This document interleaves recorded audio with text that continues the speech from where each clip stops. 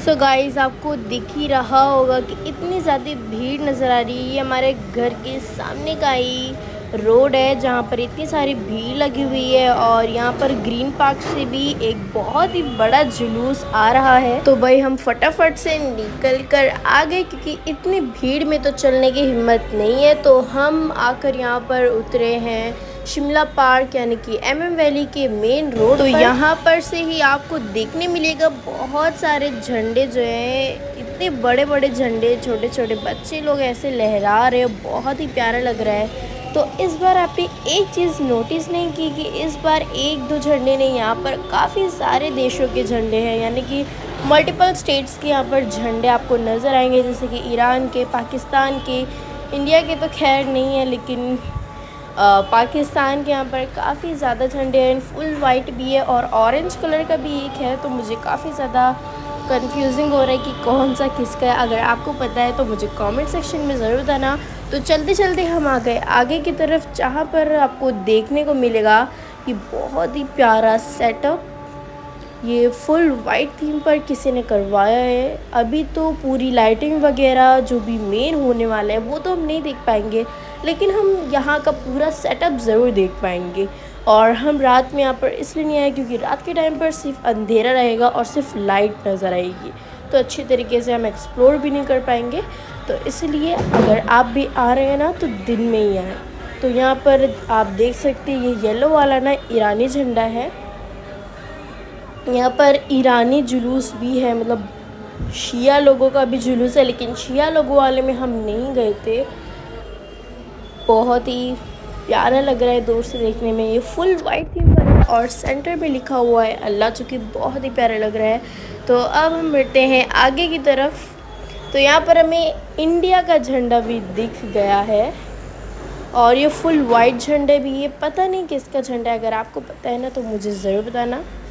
तो बहुत ही ज़्यादा भीड़ है, मतलब चलने को भी नहीं हो रहा है, फिर भी हम कैसे तैसे तो हम आगे बढ़े। और यहाँ पर इतने बड़े बड़े झंडे लेकर सब खड़े थे, एकदम प्यारा ही लग रहा है, लहरा रहे थे। और ये रेड कलर का कौन सा झंडा है ये भी कुछ भी समझ में नहीं आ रहा था मुझे, लेकिन यहाँ पर इतना तो समझ में आ रहा था कि इस बार ना बहुत ही अलग जुलूस हुआ है, बहुत ही अलग ईद मिलाद का माहौल है।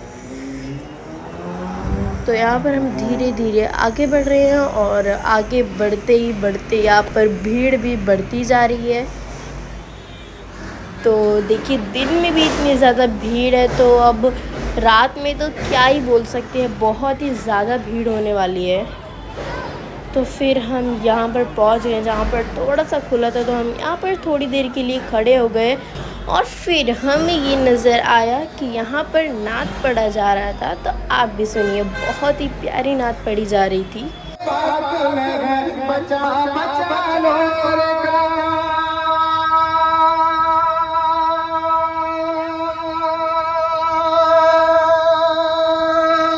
और फिर हम आगे की तरफ आ गए जहाँ पर हमें एक और स्टेज सेटअप दिखा, जहाँ पर एक मून टाइप था और मदीने का पूरा फ्रेम लगा हुआ था यहाँ पर।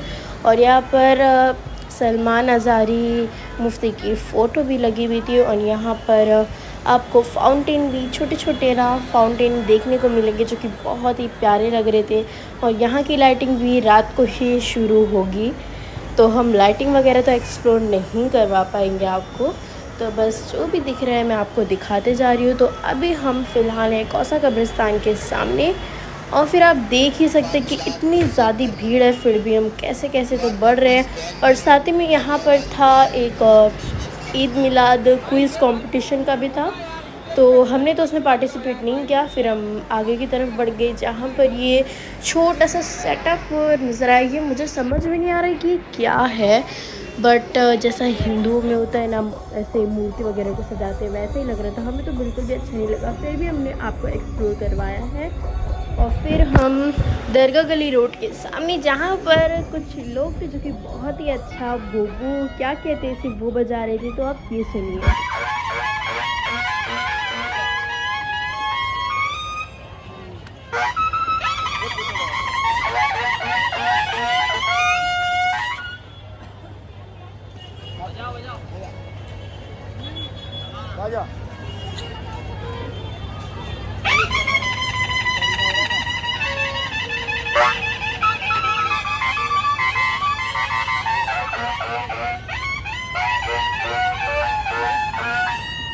और गवर्नमेंट से ऑर्डर आया था कि डीजे वगैरह तो नहीं बजाना है, फिर भी ये लोग कहाँ रुकने वाले हैं, इन्होंने डीजे में लगा दिया बहुत ही ख़तरनाक वाली कव्वाली, जिसे देखकर तो मैं रुक ही नहीं पाई। मतलब मुझे अच्छा नहीं लगता, इतना ज़ोर ज़ोर से बजता है और मना होने के बावजूद बहुत ही सारे लोग डीजे बजा रहे थे।